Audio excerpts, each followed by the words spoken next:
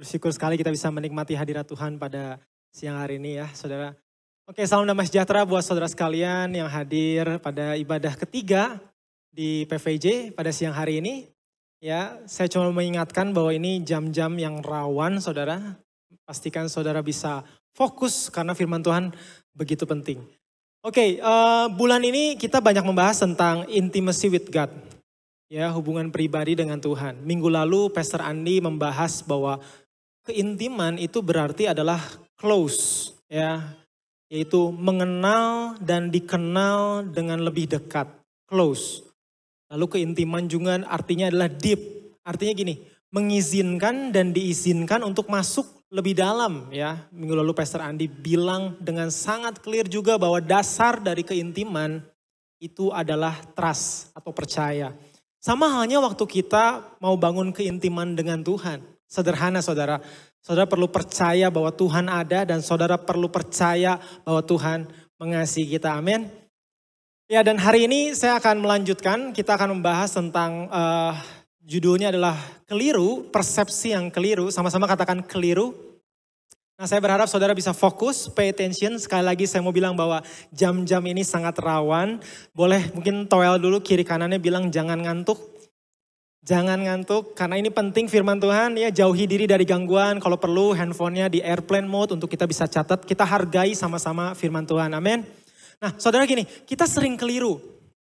Kenapa sih kita sering keliru? Karena sebetulnya secara manusia kita itu sering dikuasai sama yang namanya persepsi. Kita sering dikuasai dengan yang namanya adalah persepsi ya.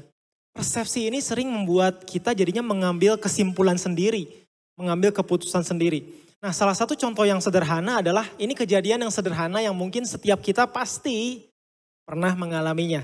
Misalnya ya saudara ya, kita lagi mau WhatsApp seseorang yang udah lama kita gak ketemu dia nih. Teman SMA atau teman SMP atau teman SD gitu ya. Kita mau WhatsApp terus kita bilang, bro, sis, apa kabar? Apa kabar? Lama gak ketemu, kita kapan-kapan ngopi yuk. Gak lama kemudian kok gak dibales-bales, sapaannya belum dibales. Terus gak lama kemudian kita follow si Instagramnya. Terus waktu kita lihat Instagramnya, loh 2 jam kemudian kok dia posting IG story ya. Wah sesuatu ini. Dia posting IG story tapi dia gak balas WhatsApp saya. Kita mulailah pikiran kita bernarasi dan bercerita di pikiran kita kan. Kenapa ya dia begitu ya? Mungkin gue udah gak diperhitungkan lagi sebagai temannya. Mungkin gue udah sama sekali gak dianggap. Mentang-mentang dia lebih kaya sekarang, mentang-mentang dia lebih terkenal sekarang, mentang-mentang kayaknya dia udah mulai ngerendahin gue nih. Narasi demi narasi muncul di pikiran. 6 jam kemudian kita lihat WhatsAppnya dia. Online dong saudara. Sesuatu, dia online tapi gak balas buka WhatsApp kita. Gak lama kemudian bukan cuma narasi yang muncul. Tapi emosi muncul, keluarlah emosi namanya apa? Kesel. Kesel banget ini emosi. Ya, kesel banget. Kita gak bisa terima. Persepsi mulai masuk ya, kita kesel. Kita merasa, wah ini benar-benar keterlaluan nih teman gua nih. Dia udah gak nganggep gua, ngerendahin gua banget dia. Narasi demi narasi muncul di pikiran, emosi demi emosi terus. 2 hari belum dibales saudara ya. 2 hari WhatsApp belum dibales padahal tujuannya baik. Pengen nyapa udah lama gak tegur sapa saudara. Langsung narasi demi narasi muncul. Satu kesimpulan apa? Kayaknya saya perlu delete kontaknya dia deh. Saya perlu blok WhatsAppnya dia deh. Kenapa? Ngapain berteman dengan orang yang sombong? Ngapain berteman dengan seseorang yang udah gak nganggep kita? Kita delete aja lah kontaknya. Ya, kalau perlu Instagram kita, kayaknya ada foto-foto dulu waktu SMA. Kita hapus juga lah foto-fotonya dari feeds kita. Kita hapus. Terus kita hide story-nya supaya apa? Jangan kita ngikutin lagi hidup seseorang yang sebenarnya menganggap kita sombong. Ya, dimulai dari satu kejadian yang sederhana. Sapaan kita tidak dibalas. Terakhir Instagramnya kita unfollow aja deh. Persepsi seringkali menguasai kita. Padahal belum tentu benar terjadi. Semuanya hanya berandai-andai. Siapa tahu orang tersebut sebenarnya memang ada sesuatu, benar gak sih? Tapi persepsi seringkali menguasai hidup kita. Yang relate boleh toel kiri kanannya bilang, jangan gitu ya. Oke, nah saudara kita sering terburu-buru menarik kesimpulan. Kita manusia yang rusuh, buru-buru, cenderung jump into conclusion. Cenderung langsung pengennya menarik sebuah kesimpulan. Saya kebalikannya saudara. Kalau saya pernah nyapa seseorang terus senyumnya gak dibales, saya berpikiran apa saudara? Kayaknya saya ada salah sama dia. Persepsi saya juga mulai bernarasi. Terakhir ketemu saya ngomong apa ya sama dia ya? Terakhir ketemu kelakuan saya gimana ya sama dia ya? Kayaknya saya ada salah deh. Nah saya sendiri sama. Ternyata sering berpersepsi. Ya, kenyataannya setiap kita cenderung seringkali menarik kesimpulan terlalu cepat. Kalau saya pribadi sering terburu-buru menyalahkan diri sendiri. Karena saya sebetulnya pribadi yang cukup people pleaser saudara. Ya. Dan saya percaya setiap kita pernah banyak mengalami kejadian-kejadian simpel dan kita pusing sendiri kayak peperangan di pikiran kita, betul? Nah saudara kita lihat ayat di Alkitab. Di Alkitab ada sebuah cerita tentang anak yang hilang. Perumpamaan yang Yesus sampaikan di Injil. Nah saya nggak mau berasumsi bahwa saudara sudah tahu ceritanya, jadi izinkan saya cerita kembali dari awal ya. Ya jadi ini cerita waktu Yesus menceritakan sebuah perumpamaan tentang anak yang hilang. Ada maksud baik dari cerita ini. Jadi ada satu ayah punya anak sulung dan anak bungsu. Singkat cerita si ayah ini kaya. Dan si bungsu keterlaluannya saudara, dia minta warisan padahal ayahnya belum meninggal. Si bungsu ini minta warisan. Minta dong, papa kasih warisanmu sekarang. Aku mau dapat sekarang dengan instan. Saya gak mau tunggu-tunggu lagi. Saya mau sekarang. Akhirnya si ayah itu memberikan semuanya. Dan akhirnya si bungsu ini pergi ke negeri yang jauh. Keluar rumah intinya ya, udah punya duit tinggalin aja rumah. Foya-foya, seneng-seneng. Lalu dia benar-benar abisin uangnya. Gak mikirin yang lain, dia abisin semua.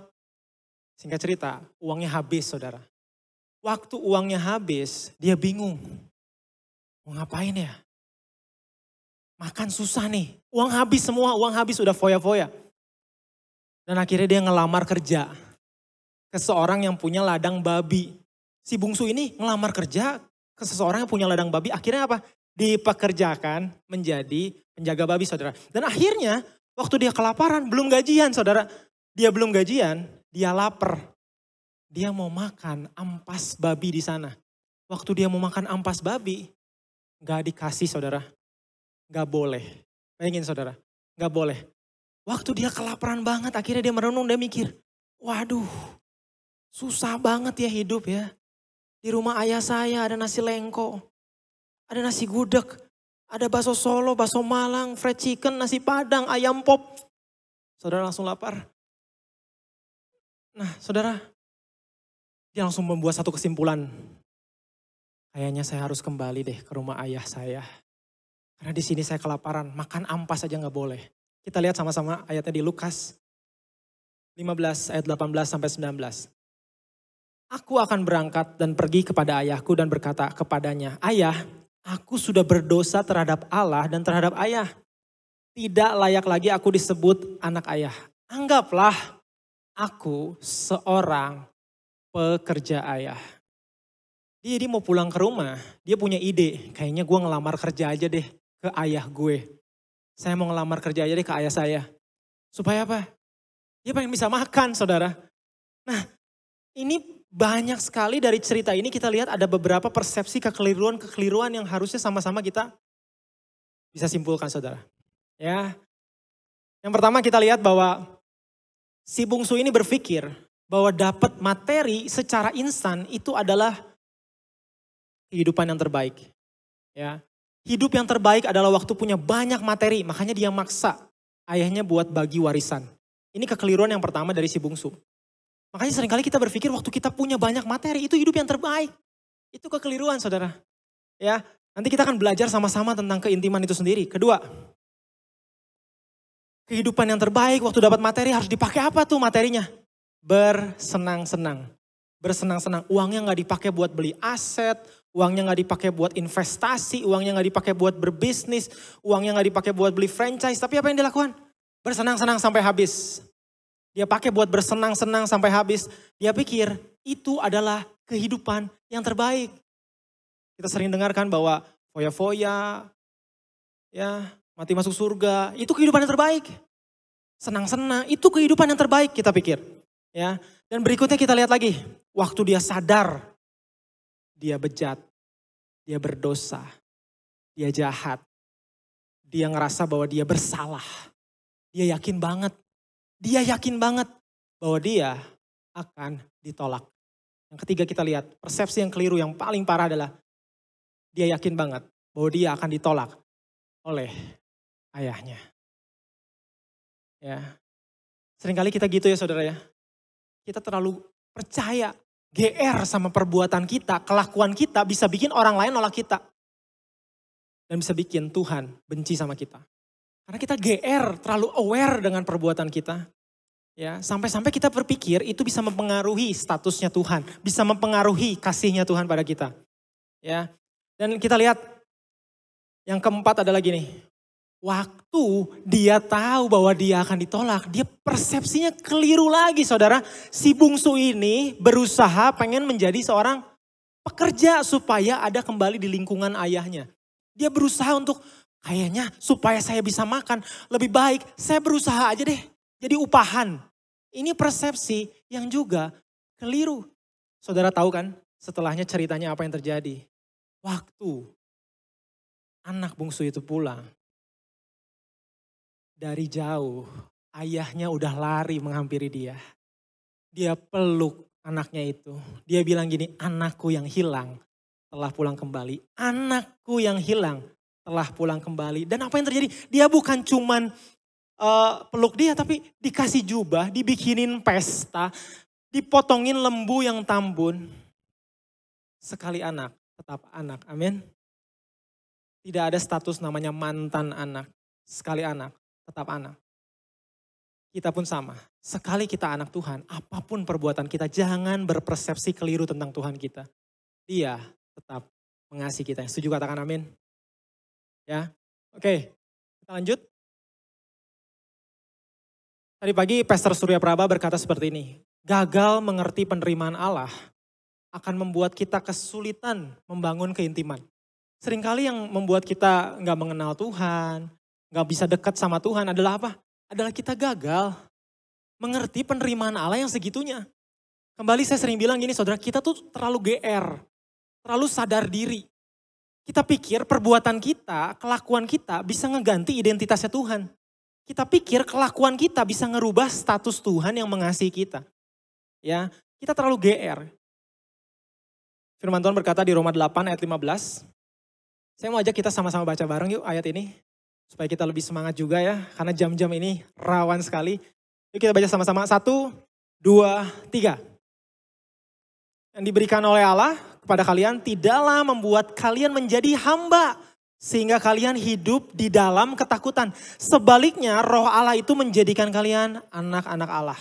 Dan dengan kuasa roh Allah itu kita memanggil Allah itu Bapa, ya Bapakku. Wow saudara. Ayat ini jelas bahwa gini, kita tuh bisa manggil Tuhan tuh Bapak, ya, Ayah, Daddy. Itu privilege yang luar biasa saudara. Saya berharap kita bisa mengerti hal ini, karena gagal mengerti penerimaan Allah akan sulit untuk kita bisa punya hubungan yang close, yang deep. Untuk percaya Tuhan ada aja sulit. Kalau kita gagal mengerti penerimaan Allah seperti si bungsu tadi. Ya, jangan seperti itu saudara. Kita harus yakini bahwa identitas Tuhan tidak bisa berubah. Saya sering berjumpa dengan teman-teman yang bilang, udahlah orang seperti gua mah gak perlu ke gereja. Udah pasti dikutuk. Bejat, terlalu bejat, udah pasti dikutuk. Dia sudah yakin seakan-akan respon Tuhan akan seperti itu. Persepsi yang keliru saudara. Persepsi yang keliru ya. Mana bisa anak seperti gua gini diterima Tuhan.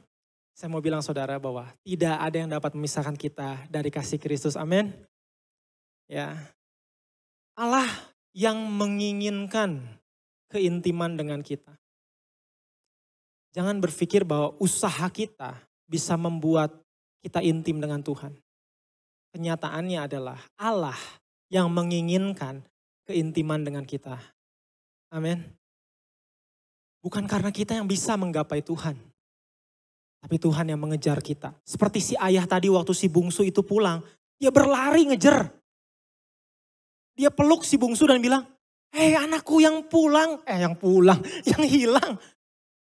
Oh yang pulang. "Anakku yang hilang telah pulang." Ditemukan kembali. Hari ini saudara bisa di tempat ini secara fisik. Cuma saya mau bilang directly to you. Kalau mungkin hari ini saudara secara spiritual, secara emosional belum pulang yuk. Betapa Bapa di sorga menunggu kita. Betapa Bapa di sorga yang menginginkan keintiman itu. Mau buktinya? Buktinya jelas. Dia meninggalkan sorga demi sebuah hubungan dengan kita. Dia rela mati sampai di kayu salib. Mati yang terkutuk. Demi apa? Demi punya hubungan dengan kita. Yang bersyukur akan ini katakan amin. Ya. Nah, setelah kita sadar bahwa keintiman adalah sesuatu yang justru Tuhan inginkan. Hari ini kita akan bahas beberapa statement penting. Karena seringkali statement-statement ini yang sebenarnya keliru saudara. Keliru tentang keintiman. Nah kita bisa lihat mana-mana aja yang sebetulnya bisa jadi trap dalam kita. Meresponi, menyikapi keintiman dengan Tuhan ya. Kita lihat skema ini ya. Yang pertama adalah gini saudara. Keintiman itu bukan opsional. Sama-sama kan bukan opsional. Banyak orang yang meyakini gini, keintiman dengan Tuhan ya kalau ada waktu aja deh. Ya seminggu sekali aja hari Minggu. Itu juga 1 jam 15 menit aja pada saat ibadah. Kalau hari Senin sampai Jumat 8 sampai 5 jangan Tuhan-Tuhanan dulu, gak ada waktu. Nomor 1 adalah keluarga, harta yang paling berharga adalah keluarga. Kedua apa? Kerjaan dong. Kan keluarga saya perlu dikasih makan. Duit, penting duit. Tuhan nanti dulu, bentar. Nanti dulu Tuhan-Tuhanan. Nanti dulu Tuhan-Tuhanan. Nah seringkali kita berpikir seperti itu saudara.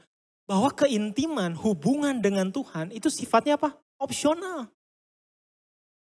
Nah ini pandangan yang keliru. Ya. Atau jangan-jangan kita berpikir seperti ini. Seperti hubungan dagang sama Tuhan tuh ya. Jadi kita investasi duluan di awal. Mungkin ada yang udah di gereja aktif selama lebih dari 5 tahun. Seperti saya ini berpikir gini, kan dulu udah ikut semua pengajaran. MKCG, VIP, VVIP, Restoring Your Heart, True Gospel.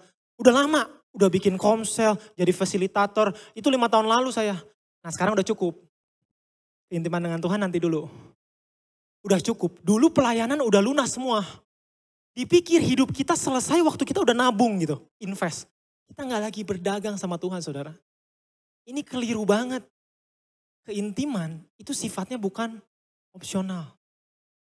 Ya, bukan opsional, bukan pilihan. Seakan-akan kalau ada waktu aja sama Tuhan. Ya. Saya mau kita sama-sama lihat ayat ini. Ini ada surat di kitab Wahyu yang ditulis oleh Yohanes. Yohanes waktu itu nulis untuk jemaat di Efesus saudara. Jadi jemaat di Efesus ini pelayanannya bagus, orang-orangnya kehidupannya keren-keren, berdampak, tapi tetap dapat teguran. Ya, mungkin yang kayak tadi tuh, pelayanannya sempat berkembang berhasil, tapi dulu bangga sama kejadian dulu. Dulu gue rohani, dulu gue melayani. Ya, dulu. Nah, kita lihat ayatnya. Wahyu 2 ayat 4 sampai 5 ya. Namun demikian aku mencela engkau karena engkau telah meninggalkan kasihmu yang semula. Sebab itu ingatlah betapa dalamnya engkau telah jatuh. Bertobatlah dan lakukanlah lagi apa yang semula engkau lakukan. Tuhan mau kita lakukan lagi saudara. Terus menerus. Jangan atur Tuhan kayak bisnis tadi. Udah kan saya udah investasi di awal. Dari SMP, SMA, kuliah udah. Oh sekarang udah cukup. Keintiman dengan Tuhan itu bukan opsional saudara. Ya. Melainkan keintiman dengan Tuhan itu yang benar adalah whole, secara keseluruhan. Ya, keseluruhan hidup kita harusnya menceritakan keintiman dengan Tuhan.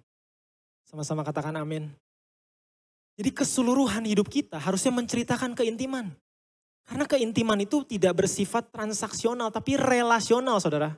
Ya, bayangkan saya kasih sebuah ilustrasi. Sekarang saya sudah menikah punya istri. Jadi saya ngomong sama istri saya seperti ini. Beb, Hari Senin kita suami istri ya. Selasa aku sibuk, kayaknya kita bukan. Aku jadi anak papi lagi ya. Hari Rabu kayaknya saya pelayan Tuhan. Hari Kamis saya olahragawan hari Kamis. Jadi saya bukan suami kamu hari Kamis. Kita gak seperti itu kan. Memandang sebuah hubungan. Kalau saya seperti itu, wah gawat. Di rumah bermasalah pasti. Tapi kemanapun kita pergi, kita tahu bahwa hubungan kita tetap anak dan Bapa. Amin. Hubungan kita tetap dia adalah Tuhan dan kita perlu punya yang namanya keintiman dengan Tuhan. Analogi yang sederhana kan tentang kita berpacaran atau kita menikah suami istri. Oleh karena itu yang tadi saudara, kalau kita pikir bahwa kerjaan, keluarga, pelayanan, Tuhan itu tidak ada dalam semua urutan itu. Tapi Tuhan itu bukan nomor 1, 2, 3, no. Tapi Tuhan itu apa? Keseluruhan. Seperti lingkaran yang menaungi urutan-urutan tadi saudara. Jadi lingkaran besar namanya Tuhan, urutannya apa? Ada kerjaan, ada keluarga, ada pelayanan, ada pertemanan, ada kehidupan-kehidupan lainnya di lingkaran besar yang namanya apa? Keintiman dengan Tuhan. Jadi keintiman dengan Tuhan itu selalu bercerita atau diceritakan lewat apa? Keseluruhan hidup kita. Sama-sama katakan amin. Dan saya yakin dan percaya kita bisa berkomunikasi karena dia ada di dalam kita. Waktu kita bekerja, waktu kita berusaha, waktu kita berkeluarga, ngurusin rumah, ngurusin anak dan sebagainya. Saudara kita bisa berkomunikasi kenapa? Karena dia yang menginginkan keintiman dengan kita. Karena dia ada di dalam kita, amin. Dan saudara gini, mungkin sebagian besar waktu mendengar statement ini mulai berpikir saudara ya. Mulai berpikir gini, kalau gitu kita gak perlu punya waktu khusus sama Tuhan ya. Kan kita bisa ngobrol sama Tuhan setiap saat. Sederhana saudara. Yes, kita bisa ngobrol setiap saat. Tapi kan gak mungkin kan, waktu kita lagi kerja, terus tiba-tiba kita buka Alkitab, mendalami jurnalnya Tuhan. Karena Alkitab itu cerita tentang Tuhan lebih dalam. Ya, Alkitab itu adalah firman Tuhan sendiri. Tapi saya mau bilang, emang gak harus sih. Gak harus sih saudara, untuk kita mengkhususkan waktu. Tapi saya mau gini saudara. Saya pribadi mengkhususkan waktu buat Tuhan. Itu bukan karena saya takut dan karena dipaksa. Tapi karena saya mau. Again, karena waktu saya tahu bahwa Tuhan menginginkan keintiman itu. Dan saya menikmatinya. Dan saya juga melakukannya dengan tanpa paksaan. Jadi mengkhususkan waktu untuk Tuhan bukan karena takut. Tapi karena mau. Kita baca Alkitab. Kita baca yang lebih clear tentang jurnalnya Tuhan. Karena kita pengen mendalami siapa dia. Sama waktu saya pengen tahu lebih detail tentang istri saya. Saya ada waktu sengaja momen bertemu ngobrol. Gak sambil pegang gadget. Ini bahaya gadget notifnya kan. Tutup dulu kalau lagi sama pasangannya. Perhatiin matanya. Ngobrol dengan jelas. Pengen tahu apa isi hatinya. Udah lama bareng aja masih banyak hal yang baru saya ketahui saudara. Oleh karena itu mari mengenal Tuhan dengan close dan deep. Amin. Statement berikutnya adalah gini. Keintiman itu bukan kunci berkat. Keintiman bukan kunci berkat. Gini saudara, ada banyak orang ke gereja motivasinya belum tentu Tuhan sih. Ada banyak orang juga membangun keintiman dengan Tuhan, mungkin motivasinya supaya dia doanya dijawab. Berapa banyak kita yang sebetulnya seringkali ngomong sama Tuhan tuh permintaan terus isinya. Tuhan saya berdoa Tuhan supaya nanti bulan depan 10-10 lebih ramai dari 99 lapak di Shopee saya. Tuhan saya berdoa Tuhan supaya cuan lebih banyak. Saya berdoa Tuhan supaya sekarang hari ini saya datang ke gereja single. Dan di sebelah saya adalah Tuhan, kirimkan jodoh yang terbaik. Tulang rusuk yang dari Tuhan. Semuanya isi doa kita adalah tentang permintaan. Kalau kita ingat doa Bapa kami ya, Pastor Andi pernah sebut doa Bapa kami. Mungkin doa Bapa kami berubah saudara. Bukan datanglah kerajaanmu, tapi datanglah kerajaanku. Bukan jadilah kehendakmu, tapi jadilah kehendakku. Nah seringkali kita demikian saudara, motivasi kita sama Tuhan itu kita pikir, oh kita harus banyak berdoa worship. Karena setelah itu suka banyak kejutan. Ya, suka banyak kejutan setelah itu. Dan tanpa sadar saya pun sama saudara, seringkali demikian. Saya pikir Tuhan itu cuma kunci berkat. Ya, doa kita tuh fokusnya untuk mendapatkan harta, tahta, demi keluarga. Intinya semuanya demi apa? Kenyamanan, kemewahan, kemudahan. Pokoknya semuanya tentang itu saudara. Ya, kita lihat satu cerita di Alkitab ya saudara. Waktu di Alkitab itu Yesus memberi makan 5.000 orang. Ya, ternyata banyak orang sama saudara. Waktu ikut Tuhan itu cuma karena dia udah kenyang. Ya. Kita lihat ada di Yohanes 6 ayat 26. Firman Tuhan berkata seperti ini saudara. Yesus menjawab, sungguh kalian mencari aku bukan karena kalian sudah mengerti maksud keajaiban-keajaiban yang kubuat. Kita gak pernah pengen tahu apa maksud Tuhan. Apa sih maksudnya? Selain kenyamanan, kemewahan, kemudahan. Ingat ya, tujuan kita ikut Tuhan itu bukan kenyamanan, kemewahan, kemudahan, kekayaan. Tujuan kita ikut Tuhan itu bukan itu saudara. Keintiman dengan Tuhan itu bukan kunci berkat. Nah kita lihat, Yesus menjawab gini, sungguh kalian mencari aku bukan karena kalian sudah mengerti maksud keajaiban-keajaiban yang kubuat. Tetapi karena kalian sudah makan sampai kenyang. Kadang-kadang saya di pelayanan pun demikian saudara. Terlihatnya seperti rohani aja gitu. Tapi kenyataannya kalau boleh saya lihat kedalaman hati saya mungkin juga itu untuk prestasi pribadi atau pride pribadi ya. Makanya jujurlah sama diri sendiri saudara. Apakah benar kita mau close dan deep sama Tuhan? Atau emang kita cuma butuh ya tadi harta, tahta, seksualita, pasangan, keluarga, hanya itu. Kita boleh jujur sih. Ya. Yang terakhir, yang tidur boleh bangun.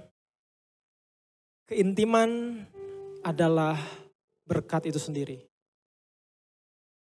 Keintiman adalah berkat itu sendiri. Kenapa berkat ya? Di sini saya berharap kita semua bisa redefinisi ulang apa itu berkat. Jangan cuma selalu yang namanya berkat itu berkaitan dengan materi saudara. Tapi justru berkat adalah tadi saudara. Waktu kita bisa tahu sebetulnya apa sih isi hati sang pemberi berkat. Amin. Isi hati sang pemberi berkat itu. Isi hati sang pencipta kita. Mau gak sih kita tahu isi hatinya dia? Ya, mau gak sih kita tahu isi hatinya dia? Keintiman dengan Tuhan waktu kita close, harusnya kita bisa mengenal hatinya dia. Sama waktu kita mungkin mulai mengenal pasangan kita kan, kita jadi tahu, oh itu toh yang dia mau. Dan anehnya ya, ada kekuatan aja. Aduh bucin. Ada kekuatan aja buat ngejar. Buat lakuin apa yang diingini oleh pasangan kita. Sama, waktu kita close dan deep dengan Tuhan, harusnya apa yang benar-benar merupakan berkat. Waktu kita tahu isi hati sang pemberi berkat. Dan isi hati Tuhan selalu mengasihi dan memerdekakan saudara. Dan untuk aplikasinya, saya senang sekali di CLCC ada 5 misi yang kita pelajari. Kita lihat misi CLCC dan menarik sekali tuh saudara. Pastor Andi selalu bahas bahwa misi ini selalu berurutan. Gak bisa kita loncat ke nomor 5. Ya. Tapi yang pertama apa? Membangun keintiman dengan Tuhan. Menariknya saudara, waktu kita membangun keintiman dengan Tuhan, kita close dan mengenal isi hatinya, seharusnya apa? Nomor 2 terjadi. Kita mau menghidupi firman Tuhan. Karena firman Tuhan adalah suara, adalah isi hatinya Tuhan. Bahkan di Yohanes 1 ayat 1 apa? Firman Tuhan adalah Allah sendiri. Ya. Dan waktu saya coba renungin misi ini, benar juga ya. Kalau kita hidupi firman Tuhan, pasti keluarga bahagia. Karena diajarin semua gimana bangun keluarga dengan cara Tuhan. Profesi, kita pasti excellent. Dan terakhir, kota pasti diberkati. Berkat yang sejati adalah waktu kita mengenal isi hati sang pemberi berkat. Tanpa ada maunya. Justru kita pengen dengar apa nih yang Tuhan mau. Apa nih yang Tuhan mau. Ya. Dan bukti dari keintiman adalah sederhana saudara. Firman Tuhan tercermin di kehidupan kita. Tercermin di kehidupan kita. Statement terakhir saya saudara, keintiman akan menggiring kita kepada keserupaan. Tanpa sadar waktu saya mulai banyak ngobrol, bangun hubungan dengan istri, ada banyak kemiripan yang mulai terbentuk saudara. Bahkan ada yang bilang katanya wajah juga mulai mirip. Ada banyak kemiripan yang mulai terbentuk. Itu adalah berkat itu sendiri waktu kita mulai selangkah demi selangkah semakin mirip dengan pencipta kita. Semakin serupa dengan pencipta kita. Dalam apa? Dalam tadi. Lebih dewasa. Bertindak lebih bijaksana. Lebih penuh dengan buah-buah roh saudara. Ya. Melangkah selangkah demi selangkah kepada keserupaan. Itulah berkat dari keintiman itu sendiri. Saya tutup dengan sebuah kesaksian pribadi saya saudara gini. Harus diakui tadi saya sharing dengan mudah ngomong kenyataannya. Saya sering keliru dalam memandang keintiman dengan Tuhan saudara. Seringkali saya menaruh keintiman dengan Tuhan di atas perasaan saya. Jadi ya gini, kalau abis worship yang sensasional, merinding-merinding worship, doa, ibadah yang merinding-merinding. Saya mikir gini, kayaknya sebentar lagi setelah saya keluar dari ruang ibadah ini ada kejutan nih. Kejutannya apa ya? Tuhan mau kasih saya berkat materi apa ya? Tuhan mau kasih saya berkat harta tahta apa ya? Popularitas baru apa ya? Gak ada bedanya saudara sama saya waktu melihat kisah tentang si bungsu tadi. Minta warisan yang instan. Gak ada bedanya. Dan gak ada bedanya dengan tadi orang yang diberi makan 5.000 orang tersebut yang kenyang. Pengennya itu makanannya. Gak pernah pengen tahu. Itu saya yakin saya lagi misperception. 100% saya keliru. Dan suatu hari saya terus mempelajari, coba pengen tahu pengertiannya apa itu berkat itu sendiri ya. Dan waktu saya mempelajari, ingat banget kurang lebih 9 tahun yang lalu saudara. Saya mempelajari dan saya dapat sesuatu gini. Waktu saya intim dengan Tuhan. Akhirnya apa outcome terbaik? Sederhana saudara. Waktu saya sadar bahwa saya adalah pendosa. Saya sadar akan keberdosaan saya. Dan di waktu yang bersamaan saudara.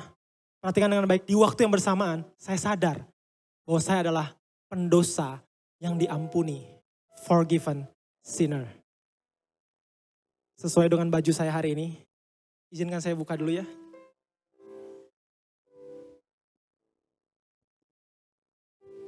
Oh, sama dengan Billy juga bajunya. Saya ini adalah forgiven sinner saudara. Dan waktu saya sadar saya forgiven sinner. Apa yang terjadi? Saya jadi punya kekuatan dan iman bahwa gini, oh saya tuh gak harus berbuat ini dan itu ya, buat jadi anak Tuhan. Tapi saya sadar bahwa saya pendosa yang diampuni. Oh gitu, akhirnya apa? Saya jadi pelayanan dengan rela, buka komsel, terus pelayanan terus. Akhirnya apa? Full timer dengan apa? Dengan rela, dengan sukacita. Sampai akhirnya sekarang apa? Oh jadi pendeta, oke, semuanya oke. Tapi tahu gak saudara, setelah saya jadi pendeta, setelah saya full time, apa yang terjadi saudara? Yang terjadi gini, waktu saya terus merenungkan keintiman dengan Tuhan. Apa yang saya dapat? Akhirnya saudara, inilah berkat sesungguhnya lagi. Sampai hari ini saya sadar apa? Saya pendosa. Semakin sadar akan keberdosaan saya yang parah. Di posisi seperti ini aja saya sadar, wow berantakan sekali hati saya, licik sekali hati saya. Dan di waktu yang bersamaan, saya juga sadar bahwa saya adalah apa? Pendosa yang diampuni Tuhan. Forgiven sinner. Grace overflows in me. Begitu limpahnya anugerah kasih Tuhan. Kenapa? Karena saya selalu sadar saya ini pendosa. Forgiven sinner. Pendosa yang diampuni. Sampai kapanpun. Jadi buat saudara hari ini yang udah 5 tahun, 10 tahun, 20 tahun di gereja. Sadarkah saudara hari ini saudara adalah pendosa yang diampuni. Tidak satu senti pun kita lebih baik dari orang-orang di luar. Tidak satu jengkal pun kita lebih baik dari orang-orang di luar. Kita adalah forgiven sinner. Dan itu adalah berkat dari keintiman. Waktu saya ngerti grace overflows in me.